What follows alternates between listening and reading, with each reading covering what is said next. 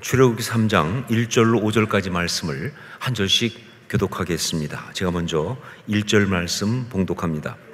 모세가 그의 장인 미디안 제사장 이드로의 양떼를 치더니 그 떼를 광야 서쪽으로 인도하여 하나님의 산 호렙에 이르매 여호와의 사자가 떨기나무 가운데로부터 나오는 불꽃 안에서 그에게 나타나시니라. 그가 보니 떨기나무에 불이 붙었으나 그 떨기나무가 사라지지 아니하는지라.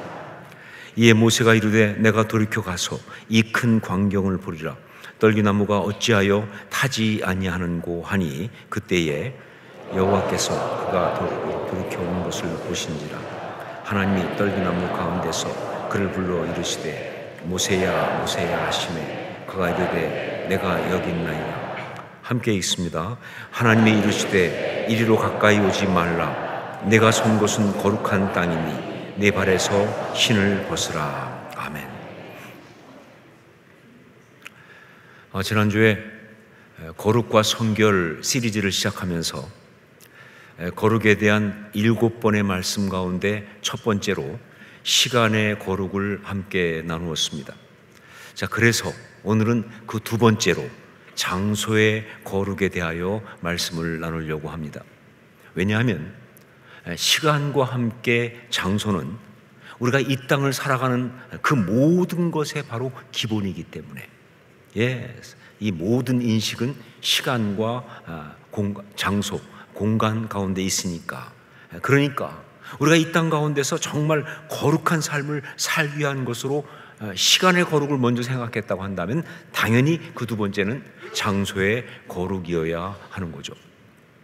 자, 그래서 이 시간 출애굽기 3장 하나님이 호렙산 떨기나무 가운데서 모세를 부르시고 만났던 바로 그 말씀을 함께 묵상하려고 합니다. 오늘 말씀인 이 출애굽기 3장 이 부분은요, 하나님과 모세가 최초로 제대로 만나는 장면입니다. 물론 우리는 알죠. 지금까지 하나님이 모세와 늘 함께 하셨다는 것을. 모세가 잉태할 때부터 시작해서 지금까지 한 번도 하나님의 눈길은 모세를 떠난 적이 없으며 하나님께서 친히 그 삶을 인도하셨다는 것을 압니다. 그런데 그렇게 하나님께서 80년 동안 그의 삶을 돌보고 간섭하고 그러고 인도하고 계셨지만, 그러나 그동안 모세가 이렇게 하나님을 직접적으로 만난 일은 한 번도 없었습니다. 그러다가 드디어 직접 만나게 된 겁니다. 그러므로 이 만남은 역사적이다 하는 것이죠. 역사적이다. 정말 역사적입니다. 한 인생이 달라지면서, 그게 끝이 아니죠. 그를 통해서 하나님의 나라가 이 땅 가운데 장엄하게 펼쳐지는 그 역사가 시작되니까 그야말로 역사적이다.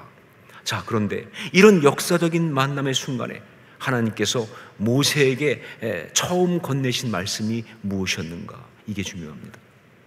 이런 역사적인 순간에 하나님께서 모세에게 처음 건네신 말씀이 무엇이었는가? 하나님은 어떻게 이 만남을 시작하고 계시는가? 이게 중요하죠. 왜냐하면요, 이것은 지금도 우리를 만나주시고 우리 삶을 통하여 정말 그 아름다운 회복의 역사를 이루시면서 통해서 이 역사를 끌고 나가시는 바로 그 하나님의 동일한 방법이기 때문에 그래서 중요한 것이다. 우리 5절 말씀을 함께 읽도록 하겠습니다. 5절 같이 읽습니다. 하나님이 이르시되 이리로 가까이 오지 말라. 내가 선 곳은 거룩한 땅이니 내 발에서 신을 벗으라. 내가 선 곳은 거룩한 땅이니, 바로 그 말씀이에요. 그러니까 이리로 가까이 오지 말라는 거예요. 그러니까 내 발에서 신을 벗으라는 겁니다. 내가 선 곳은 거룩한 땅이니, 거룩한 곳, holy place, holy ground. 왜 하나님께서는 이 역사적인 만남의 순간에 80년을 기다려온 이 만남의 순간에 다른 말씀이 아니라 내가 선 곳은 거룩한 곳이라는 이 말씀을 먼저 하셨을까? 네, 그렇습니다. 하나님께서 보실 때 이게 지금 모세한테 가장 중요하니까, 이게 지금 모세한테 가장 필요하니까 모세의 삶을 변화시키고 그를 통해서 하나님의 역사를 이루기 위해서 무엇보다 먼저 중요한 것은 모세가 바로 거룩한 곳에 서야 하기 때문에 그런 것이죠. 그래야 그의 삶이 거룩하고, 그래야 하나님이 그 삶 가운데서 역사할 수 있으니까. 여러분, 하나님은 거룩하지 않은 자를 쓰실 수가 없습니다. 단호하게 말씀드리지만 하나님은 거룩하지 않은 자를 쓰실 수가 없어요. 아니, 거룩하지 않은 자의 삶 가운데서는요, 하나님은 아무런 역사를 행하시지 않습니다. 거룩하지 않은 자의 삶은요, 심하게 말하면 마귀의 무대예요. 하나님은 거룩한 자의 삶 속에서 역사하신다고. 거기가 하나님의 무대예요. 그러니까 하나님이 어떤 역사를 행하신다? 가장 먼저 뭐가 중요해요? 거룩이 먼저입니다. 거룩의 회복이 먼저예요. 그래야 그 다음에 이야기가 가는 거예요. 그래서 하나님은 모세의 삶을 통해서 하나님의 역사, 하나님의 이야기를 쓰시기 위해서 먼저 그가 거룩한 곳에 서야 한다라고 말씀하시는 거예요. 자, 거룩한 곳에 서야 한다라고 하셨다는데, 그렇다면 그 거룩한 곳이라는 곳이 어디를 말하는 것이냐, 어떤 곳을 말하는 것이냐. 제가 나름 성지순례 전문가입니다. 물론 진짜 전문가는 아니고요. 진짜 전문가는 우리 아까 광고했던 그 김진산 박사 같은 분이 진짜 전문가고요. 저는 사이비 전문가예요. 자격증 없는 전문가. 하지만 정말 성지순례 이스라엘만 8번 갔다 왔습니다. 성지순례로. 그리고 터키를 4번 갔다 왔으니까 도합 12번 아닙니까? 거의 전문가라고 할 수가 있겠죠. 자, 그런데 그렇게 많이 성지순례를 가보면서 내린 결론, 어디를 가봐도 거룩한 곳은 없다. 성지순례를 가지만 어디를 가봐도 성지는 없다예요. 이스라엘의 베들레헴, 골고다, 성전터, 갑바도기아의 대린구유, 로마의 카타콤, 베드로 성당, 심지어 지금 오늘 본문에 나오는 시내산까지. 결론은 그렇습니다. 세상에 장소 중에서 그 자체로서 거룩한 곳은 없다예요. 세상에 장소 중에서 그 자체로서 거룩한 곳은 없다. 아무리 멋이 있어도, 아무리 웅장해도, 아무리 기가 막힌 영적인 이야기가 그곳에 있었다고 하더라도 말이죠, 장소는 장소일 뿐, 그 자체로서 거룩한 곳은 없습니다. 자, 그렇다면 하나님께서 모세에게 내가 선 곳은 거룩한 땅이니 라고 한 거긴 도대체 어디냐 말이죠. 거룩한 땅이라고 말씀하신 거기는 도대체 어디인가? 다시 한번 말하지만 저는 거기 가봤거든요. 그 산에 가봤습니다. 지금 거기는 캐터린 수도원이라고 하는 수도원이 있어요. 그런데 거기 거룩한 곳 아닙니다. 그냥 기념하는 곳일 뿐이에요. 그 자리가 절대 거룩한 땅이 될 수가 없어요. 그렇다면 도대체 말씀하신 거룩한 땅, 거룩한 곳은 도대체 어디인가? 하나님이 이미 말씀하셨죠. 거기가 어딘지. 어디라고 말씀하셨어요? 내가 선 곳이라고. 내가 선 곳, 거기가 거룩한 곳이라고, 거기가 거룩한 땅이라고. 그곳이 어디든 간에 지금 내가 서 있는 곳, 바로 거기가 거룩한 곳이라는 거예요. 어떤 특정 장소, 어떤 특별히 거룩한 곳이 따로 있는 것이 아니라 지금 내가 발로 밟고 서 있는 그 자리가 바로 거룩한 곳이라고 그렇게 말씀하신 겁니다. 자, 이게 무슨 말인가? 그렇죠. 이건 바로 거룩의 자각을 말씀드립니다. 거룩의 자각, 이걸 말하는 겁니다. 자신이 지금 발로 밟고 걷고 살고 있는 이 자리가 거룩하다고 하는 그 거룩의 자각을 말씀하시는 거예요. 모세에게는요, 한 번도 이 자각이 없었습니다. 그래서 그동안 수많은 곳을 헤매고 다녔지만 한 번도 거룩한 곳에 서본 일이 없는 거예요. 정말 파란만장하게 살았죠. 영역의 모든 곳에 있어 봤습니다. 그렇죠. 정말 최고의 권력 있는 아주 가장 높은 자리부터 세상적으로 가장 낮은 자리까지 모든 곳에 있어 봤지만, 그러나 그 어느 곳도 거룩한 곳은 아니었다 하는 것이죠. 그러니까 그의 삶에 거룩의 역사가 한 번도 없었던 거예요. 그래서 그는 지난 80년 동안 나름 그렇게 열심히 살았지만 그야말로 헤매고 산 것입니다. 실패와 허무밖에는 남는 것이 없는 그런 인생을 살았던 것이죠. 바로 그래서 하나님은 내가 선 곳은 거룩한 곳이니 이 이야기부터 지금 모세와 시작하시는 거예요. 바로 이것부터.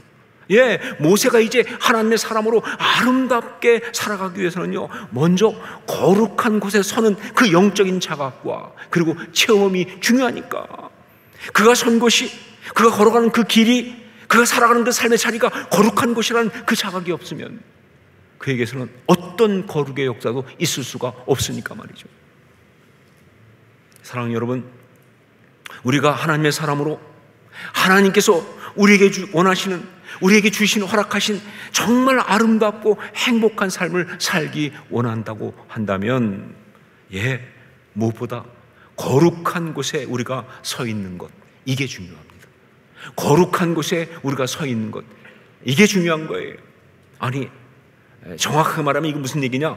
우리가 서 있는 곳을 거룩한 곳으로 만드는 것, 이게 중요하다고 말입니다. 우리가 서 있는 곳을 거룩한 곳으로 만드는 것, 이게 중요합니다. 이걸 더 정확하게 말하면요, 우리가 있는 그곳이 거룩한 곳임을 자각하는 것, 이게 중요한 거예요. 우리가 있는 그곳이 거룩한 곳임을 자각하는 것, 이게 정말 중요한 것입니다. 네가 선 곳은 거룩한 곳이니 이거 어떻게 적용할까요? 내가 선 곳은 거룩한 곳이니 이걸 우리가 어떻게 적용할까요? 그렇죠. 가정을, 집을 거룩한 곳으로 만들어야 합니다. 내 가정은 거룩한 곳이니, 이 말씀 하시지 않고는요, 우리 삶 가운데 거룩한 역사, 아름다움은 있을 수가 없어요. 직장을 거룩한 곳으로 만들어야 합니다. 내가 일하는 곳은 거룩한 곳이니, 이 말씀 아니군요, 우리 삶 가운데 아름다운 역사가 있을 수가 없어요. 취미생활을 하기 위해서 있는 곳을 거룩한 곳으로 만들어야 합니다. 취미생활은 그냥 내가 혼자 노는 거니까 하나님하고 상관없이, 혹시 하나님이 취미생활하는 곳에 오시면 하나님 여기까지 오시면 안 됩니다. 이러고 사는 사람은 하나님의 사람이 아니죠. 하나님께 가려진 곳이 있어서야 어떻게 하나님의 사람이겠어요? 아니요, 그 취미생활을 하기 위해서 있는 그곳을 거룩한 곳을 만들어야 돼요. 내가 지금 즐기고 있는 곳은 거룩한 곳이니, 하물며 우리가 이렇게 모여서 예배하고 신앙생활하는 교회는 말할 필요가 없죠. 자, 구체적으로 어떤 곳이 거룩한 곳인가? 어떤 역사가 우리가 서 있는 곳을 거룩한 곳이 되게 하는가? 어떤 발견, 어떤 깨달음이 있어야 하는가? 첫 번째로, 하나님 앞에 서 있다는 사실을 깨달을 때, 하나님 앞에 서 있다는 사실을 깨달을 때 그곳은 거룩한 곳이 되는 거예요. 여러분, 사실 우리는 하나님 앞에서 피하여 있을 수 있는 곳이 없습니다. 그래서 다윗은요, 시편 139편 7절에서 내가 주의 영을 떠나 어디로 가며 주의 앞에서 어디로 피하리까라고 고백을 한 거예요. 맞는 이야기죠. 주님 앞에서 어디로 피하겠어요? 주님이 안 계신 곳이 어디 있어요? 자, 그러니까 이렇게 말할 수 있어요. 그러므로 우리가 있는 모든 곳은 사실은 다 뭐예요? 하나님 앞입니다. 우리가 있는 모든 곳은 다 사실은 하나님 앞인데, 그런데 문제는 뭐냐? 우리가 그걸 모른다는 거예요. 때로 어떤 곳에서는요, 하나님이 안 계시다고 생각을 해요. 그곳이 하나님 앞이라는 사실을 자꾸 잊어버린다, 그 말입니다. 그러다 보니까 함부로 말하죠. 그러니까 느끼는 대로 행동하죠. 그러니까 상처가 시킨 대로, 감정이 시킨 대로, 욕망이 시킨 대로 그렇게 말하고 행동하는 그런 거 아니냐, 그 말이에요. 하나님 앞이 아니라고 생각하니까. 여러분, 그렇다면 그 삶은 거룩할 수 없죠. 그게 어떻게 거룩합니까? 결국 그 삶은 뭐예요? 추하고 인간적이고 세속적인 그런 삶이 될 수밖에 없는 거예요. 자, 그런데 어느 순간 우리가 살아계신 하나님 앞에 서 있다는 것을 깨닫게 될 때, 내가 예배드리거나 찬양하거나 기도하는 그 자리만이 아니라 지금 여기 내가 가장 인간적으로 서 있는 이 자리도 하나님 앞임을 깨닫게 될 때, 그 순간 어떤 일이 벌어지느냐? 그렇죠, 그곳은 뭐가 돼요? 거룩한 곳이 되는 겁니다. 그때 내 인생은 거룩한 인생 역사가 일어나는 거예요. 여러분은 어떻습니까? 여러분은 어떻습니까?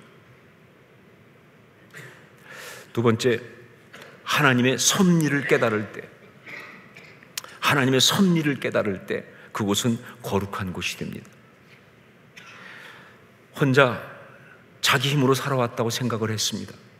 그러니까 삶이 그렇게 피곤하고 외롭고 어렵죠. 혼자 자기 힘으로 살아왔으니까. 삶 가운데 우연투성이라고 생각했습니다. 자, 그러니까 지금 서 있는 그 자리가 불안하고 불확실한 거예요. 그 두려움을 벗어날 수가 없는 거예요. 자, 그런데 어느 날 깨닫습니다. 지금까지 살아온 것이, 그래서 지금 내가 이 자리에 서 있는 것이 내 힘으로 한 것도 아니고 우연히 된 것도 절대로 아니고 바로 뭐라고요? 하나님의 섭리라는 사실을, 전능하신 하나님의 섭리 가운데 있다는 것을 깨닫는 순간, 어떤 일이 벌어집니까? 그가 서 있는 자리가 거룩한 곳이 되는 거예요. 모세는 솔직히 이해할 수 없었습니다. 그동안 나름 정말 좋은 의도로, 어쩌면 막연하기는 하지만 하나님이 주신 그런 마음으로 이스라엘 백성을 돌아보려고, 동족 이스라엘을 돌아보려고 정말 바로의 왕자라는 그 좋은 거 다 포기하고, 그리고 정말 이스라엘을 돕기 위해서 갔는데, 그런데 오히려 그들한테 거들당하고, 그래서 광야로 도망쳐가지고, 거기서 말이죠, 자신이 받은 애굽 사람의 교육으로 볼 때는요, 이건 인간의 삶이라고 할 수 없는, 정말 무가치한 짓이라고 할 수밖에 없는, 바로 양을 치는 그런 일을 했다는 거죠. 여러분, 사람이 살면서 가장 비참할 때가 언제냐? 자기가 갖고 있는 가치관으로는 이거는 사람이 할 일은 아니다 하는 일을 할 수밖에 없을 때, 살기 위해서 그런 것을 할 수밖에 없을 때가 가장 비참한 거예요. 그런데 여러분, 애굽 사람들은요, 목축을 가증히 여겼습니다. 그러니까 양을 치는 것은 사람이 아니에요. 그건 입부루라고 그래서 그건 아주 야만인이에요. 짐승 같은 것들이에요. 그런데 그런 애굽의 교육을 받고 자라온 모세가 광야에 가서 양을 치는 거예요. 양도 그냥 양이 아니라 뭐예요? 장인 이드로의 양을 치는 거예요. 겉보리가 서말이어도 처가 살인을 하지 않는다. 망고부분의 진리 아닙니까 혹시? 그러니까 그 삶이 얼마나 힘들었겠어요. 이건 실패한 인생이죠. 이거는 정말 버림받은 인생이죠. 혹시 내가 벌받고 있는 거 아닌가? 이건 정말 무가치하다. 그런 생각을 가지고 40년간을 이 광야 척박한 곳을 헤매고 다닌 거예요. 그런데 바로 지금 이 자리에서 이제 깨닫게 되는 겁니다. 이 모든 것이 하나님의 섭리였다는 것을. 하나님의 시간표, 하나님의 그 준비하심, 자신을 성숙하게 하시는 그런 인도하심이었다는 것을 깨닫는 순간, 그 자리가 뭐가 돼요? 거룩한 곳이 되는 것이죠. 모르겠습니다. 그 호렙산 떨기나무 앞에서 모세가 하나님의 그 섭리를 제대로 온전히 깨달았는지, 다 깨달았는지 참 그건 모르겠어요. 여러분, 참 놀랍게도 말이죠, 모세가 40년 동안 광야를 헤매고 다닐 때 정말 죽지 못해서 정말 어쩔 수 없이 정말 자기 딴에는 이게 뭔가 싶을 생각 가지고 비참한 마음 가지고 그렇게 40년을 광야를 헤매고 다녔는데, 그런데 나중에 보니까 그것이 이스라엘 백성을 이끌고 가나안 땅에 갈 때 그 광야길을 걸어가는 최고의 지식 아닙니까? 그게 다 필요했던 거예요. 그게 다 하나님의 준비하심이었던 거예요. 여러분, 우리 하나님의 섭리는 바로 이런 것입니다.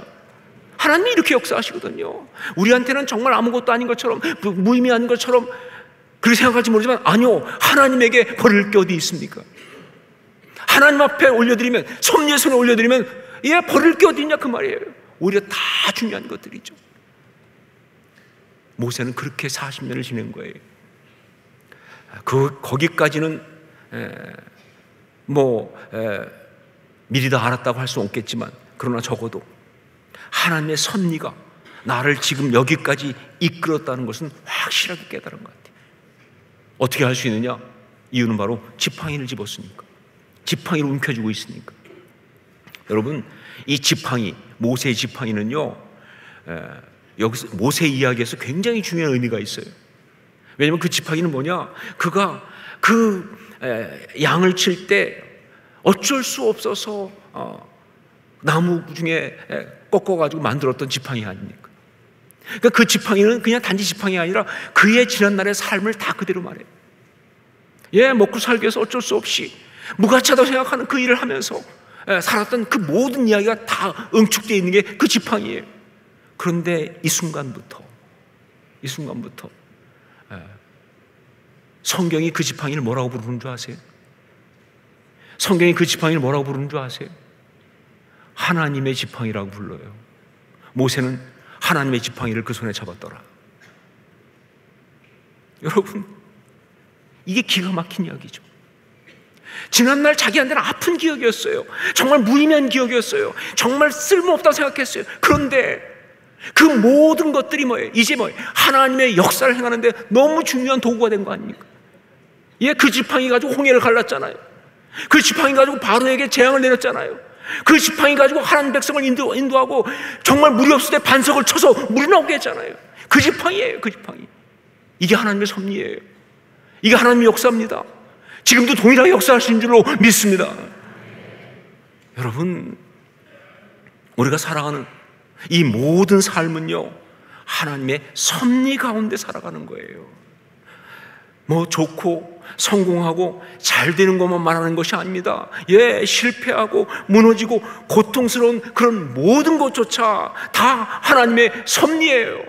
궁극적으로 나를 복되게 하시고 아름답게 하시는 하나님의 섭리. 이 사실을 깨닫게 될 때, 이 섭리를 깨닫게 될 때, 아니 이 섭리를 인정하게 될 때, 그때 뭐예요? 내가 서 있는 이곳이 뭐가 돼요? 거룩한 것이 된다는 거죠. 이게 거룩한 것이 되는 거예요. 여러분은 어떻습니까? 지금 여러분은 어떻습니까? 세 번째, 하나님께 소명을 받을 때 그곳은 거룩한 곳이 됩니다. 하나님께 소명을 받을 때 그곳은 거룩한 곳이 됩니다. 호렙산 떨기나무 그 현장은요, 하나님 앞이기도 하고, 그래서 거룩한 곳이죠. 또 뭐예요? 하나님의 섭리를 깨닫는 그런 자리이기도 하고, 그래서 거룩한 것이죠. 그러나 그 무엇보다 모세가 소명을 받는 바로 그런 자리였어요. 그래서 그곳은 거룩한 곳이 되는 것이죠. 여러분, 그렇습니다. 하나님의 역사, 그 나라를 위하여 우리를 부르시는 그 소명을 받을 때 그 순간 그가 서 있는 그 자리가 뭐가 돼요? 거룩한 곳이 되는 거예요. 자, 그런데 여기서 제가 소명 이렇게 말하니까 많은 사람들이 다 생각하기를 사역자가 되는 것이구나 라고 생각합니다. 사역자가 되는 것을 말하는구나. 그리고 일부 어떤 사람들은 신학교 알아봐야 되나 이 생각할 거예요. 그렇죠? 여러분, 바로 그런 생각이 우리를 망쳤습니다. 이게 문제예요. 한국교회 신앙생활하면서 하나님의 자녀가 되었으면서도 자신은 사역자가 아니니까, 평신도니까 소명을 받지 못했다라고 생각하는 그 생각이 문제가 있는 거예요. 자, 그러니까 소명하고 동떨어진 삶이라고 생각하니까 그 삶이 온전히 아름다울 수가 없는 것이죠. 왜냐하면요, 소명을 받지 못한 사람은 거룩할 수가 없거든요. 소명을 받아야만이 그 삶에 거룩의 역사가 있는데, 내가 소명을 받지 않았다고 생각하니 무슨 거룩의 역사가 있습니까? 하나님이 내 삶 가운데 행하실 일이 뭐가 있겠어요? 그렇죠? 이게 문제죠. 근데 여러분, 아니죠. 우리가 예수 그리스도를 주로 고백하고 하나님의 자녀가 되는 순간 이미 우리는 모두가 다 하나님께 소명을 받은 사람인 거예요. 여기엔 예외가 없습니다. 이거는 절대로 부정할 수 없는 아주 분명한 사실이에요. 우리가 예수 그리스도를 주로 고백하고 하나님의 자녀가 되는 순간 우리는 다 이미 하나님께 소명을 받은 거예요. 물론 구체적인 부르심이 무엇인지는 다 다르죠. 그리고 그것은요, 시간에 따라 상황에 따라 바뀔 수도 있어요. 그러나 하나님의 자녀로 이 땅을 살아가야 한다는 것, 하나님의 뜻 가운데 하나님의 나라를 이루어가면서 살아가야 한다는 것, 이거는 변하지 않는 소명이에요. 이건 절대로 변할 수 없는, 예외가 있을 수 없는 아주 모든 사람에게 해당하는 너무 중요한 소명이에요.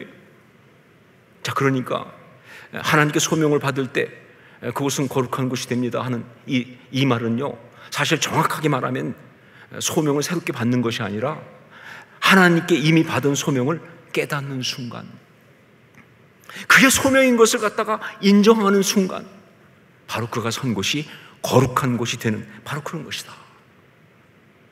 이걸 바로 지금 모세가 지금 경험하고 있는 거예요.